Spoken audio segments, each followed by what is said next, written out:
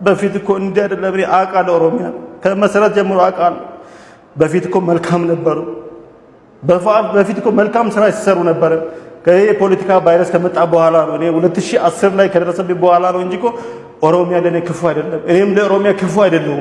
ኦሮሚያም ቢሆን ፊታቸውን ይመልሱና የኔ ነገር ይዩ፣ ይካስልኝ፣ ካሳ ይከፈልልኝ፣ መንግስት ወርዶ ይይልኝ፣ ይጠይቅ። በቃ እኔ ይድረስ ለሰራዊት ጌታ እግዚአብሔር እያልኩ ወደ እግዚአብሔርም እየጮኩ ነው፣ ወደ መንግስትም እየጮኩ ነው። መንግስትም ወርዶ ይይልኝ፣ ይፈተሽልኝ። የኔ ነገር ለመፍትሄ እጮሃለሁ ወደ ፈጣሪ፣ ወደ መንግስት ለመፍትሄ እጮሃለሁ። መፍትሄ ስጡኝ መንግስት። እና እኔ አሁን ያለው ነገር ቤተክርስቲያን ተጠልዬ ነው ያለው። ማደሪያ ማጥቼ አልጋ የምከፍልበት ማጥቼ ትላንትና በሞቀ ቤት እየኖርኩኝ ትላንትና በሞቀ ኑሮ እየኖርኩ ነበርኩ ሰው ነኝ። አሁን ግን ጎዳና ላይ ወጥቻለሁ።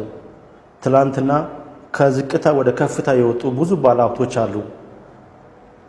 ጥቅት ሰጥቶ መርዳት ብዙኖች እኮ መርዳት ይችላሉ፣ ማንሳት ይችላሉ።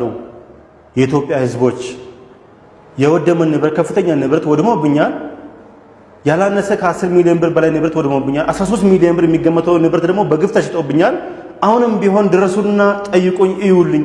ሳትሰላችሁ ረድታችሁኛል፣ አግዛችሁኛል፣ አይዞ ብላችሁኛል። በብዙ መንገድ የረዱ ወገኖች አሉ። አሁንም ሳትሰላችሁ ድረሱልኝ።